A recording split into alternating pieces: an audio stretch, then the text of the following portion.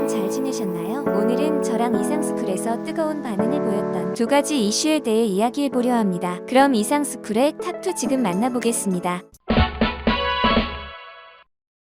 요즘 한국을 향한 미국의 태도에 국내 네티즌들은 연일 비판을 하고 있는 상황입니다. 하지만 바이든 정부는 한국의 반응을 아는 것인지 모르는 것인지 인플레이션 감축법을 자축하고 있는 모습이 연출되고 있습니다. 그런데 얼마 전 미국은 생각지도 못한 상황을 맞았는데 이 문제를 해결하기 위해서는 한국이 꼭 필요한 것으로 알려져 전세가 역전되는 것 아니냐는 말이 나왔습니다. 현재 미국에 어떤 문제가 생겼길래 한국의 도움이 필요한 것인지 자세히 한번 알아보겠습니다.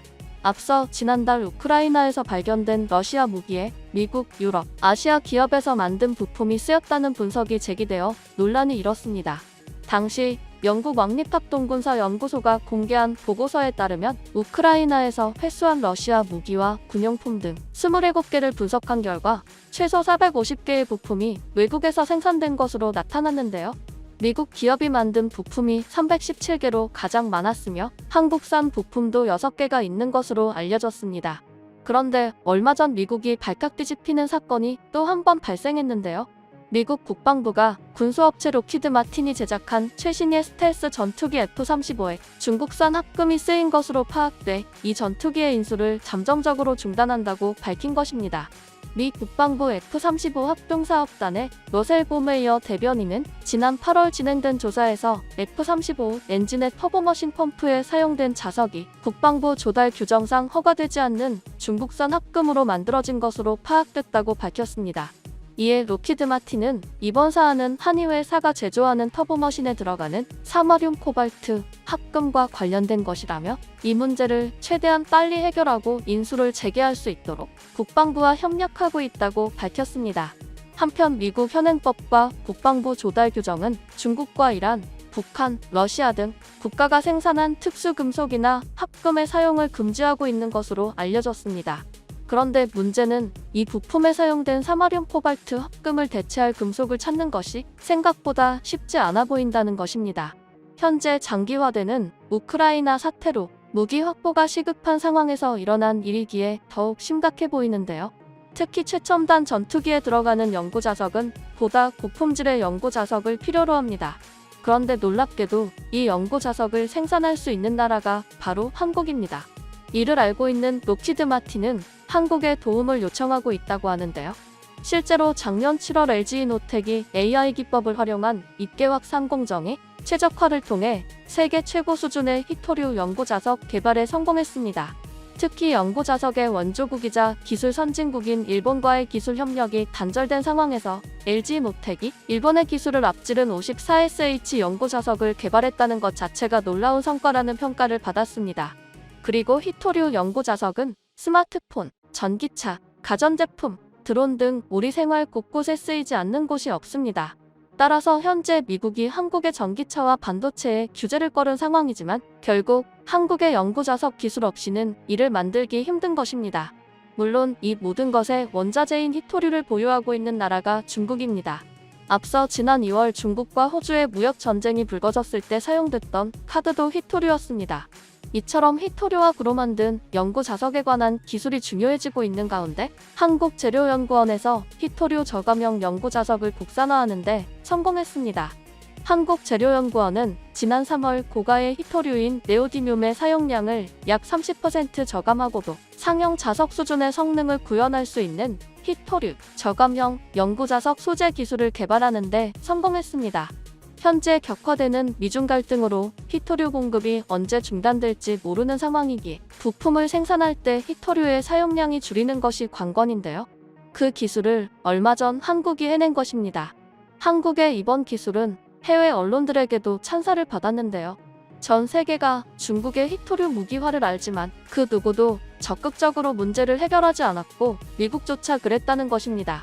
물론 현재 미국과 유럽에서도 히토류를 생산하고는 있지만 해당량은 매우 적기 때문에 중국의 히토류 무기화는 항상 걱정해야 하는 것입니다. 그리고 현재 1위인 중국을 따라잡으려 유럽과 미국이 발버둥을 쳐도 대규모 시장 상황을 따라가기에는 역부족인 것입니다. 따라서 현재 산업계에서는 미국의 우방으로 분류되고 믿을 수 있는 기술력을 보유한 한국과의 협력을 간절히 원하고 있는 실정입니다. 그런데 현재 미국은 혈맹이라고 강조하던 한국에 엄청난 실수를 저질렀습니다. 한국의 수출 기반 산업인 전기차와 반도체를 인플레이션 감축법을 통해 자신들이 통제하려고 한 것이죠. 그리고 한국은 세계 최초로 개발한 히토류 저감형 연구자석 기술을 굳이 미국에 공유할 필요성은 없습니다. 왜냐하면 유럽 등 거의 모든 국가들이 이 기술을 원하기 때문인 것이죠. 그리고 미국은 F-35에 인도를 하기 위해 이 히토류 연구 자석이 필요한 것인데 미국이 한국 방산에 했던 태도를 생각하면 더욱더 기술 제공을 할 이유가 없어집니다.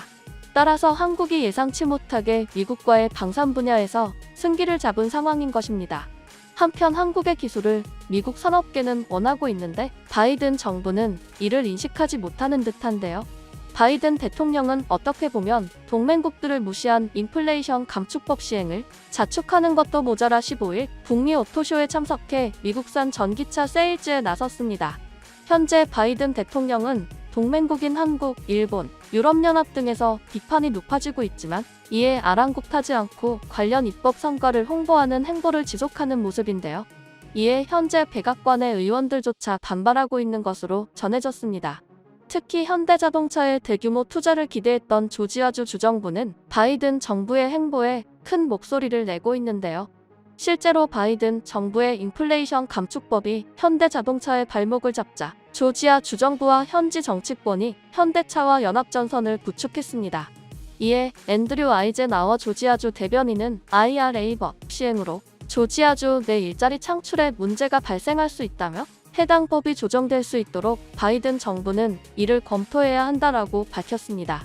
이 발표자 나오자 외신들은 현재 IRA-법 통과로 현대자동차의 조지아주 투자 규모가 축소될 우려가 조지아주 내에서 문제되고 있다고 전했습니다. 현재 미국 조지아주 현지 관계자에 따르면 최악의 경우 현대차가 조지아주 공장 계획을 철회할 수 있다는 가능성까지 거론된다고 밝혔습니다.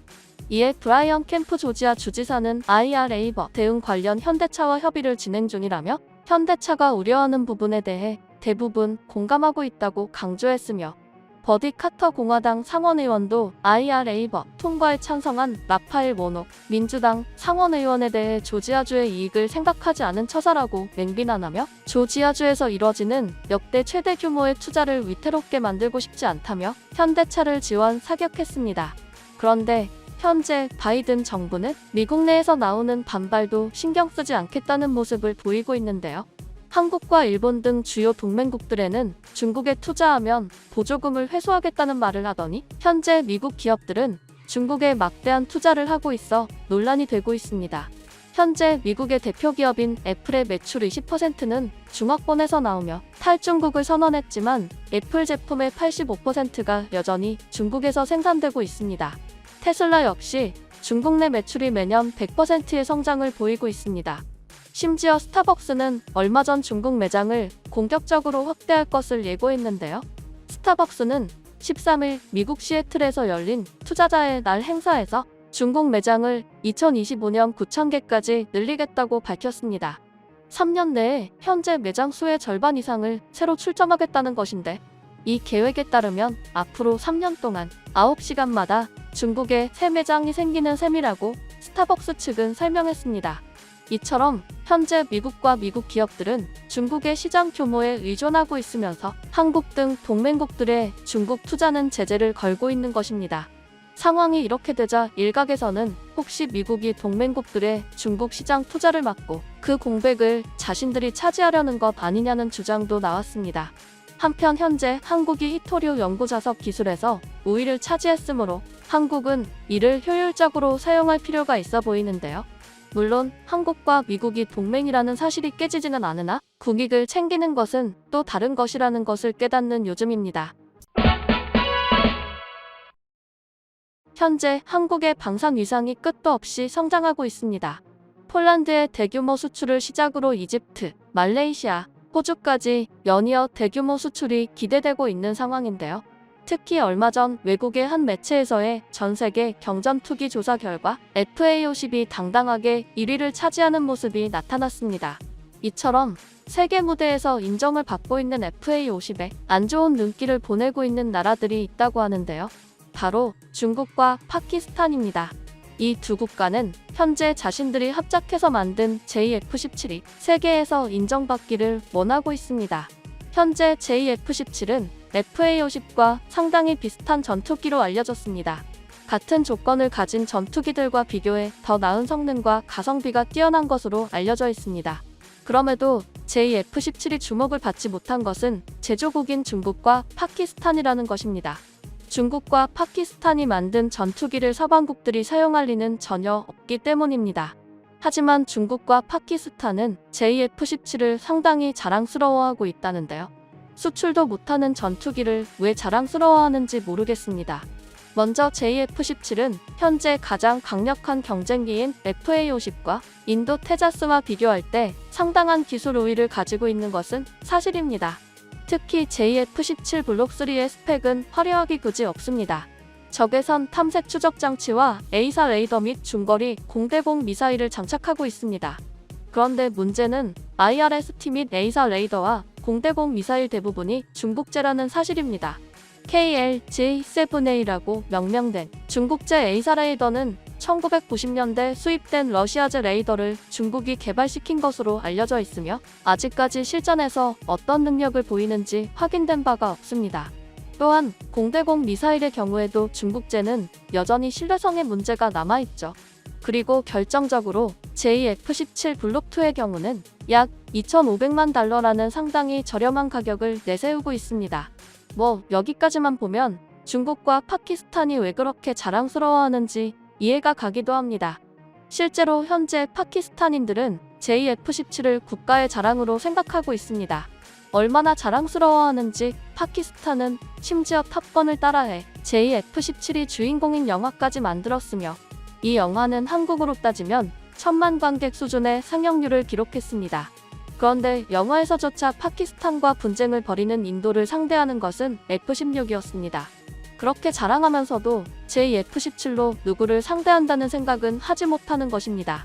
한편 JF-17은 제작 단계부터 중국과 엄청난 불협화음을 냈는데요.